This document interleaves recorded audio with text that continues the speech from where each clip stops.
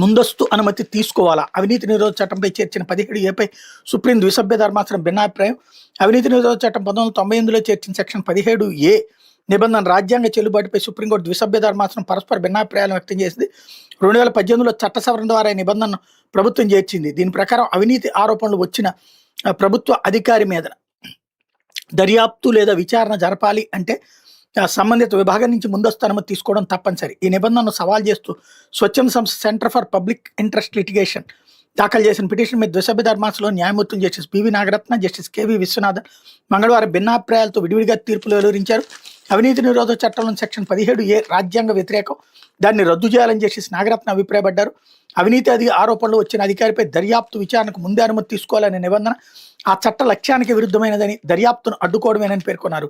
దర్యాప్తు అనుమతి ఇవ్వాలా వద్దా అని నిర్ణయించడానికి ప్రభుత్వ నియంత్రణ లేని స్వతంత్ర సంస్థను ఏర్పాటు చేసి ఉండాల్సిందని తన తీర్పులో తెలిపారు. అయితే సెక్షన్ 17A నిబంధన రాజ్యాంగ సమ్మతమైన నిజాయితీపరులైన అధికారుల రక్షణకు అవసరమైన జస్టిస్ విశ్వనాథన్ పేర్కొన్నారు. దర్యాప్తుకు అనుమతి ఇవ్వాలా వద్దా అన్నది లోకాయుక్త, లోక్పాల్ నిర్ణయించాలని తెలిపారు. పాలనా వ్యవహారాల్లో అధికారులు ధైర్యంగా నిర్ణయాలు తీసుకోవడానికి, ప్రతిభావంతులు ప్రభుత్వ సర్వీసుల్లోకి రావడానికి దోహదపడుతుందన్నారు.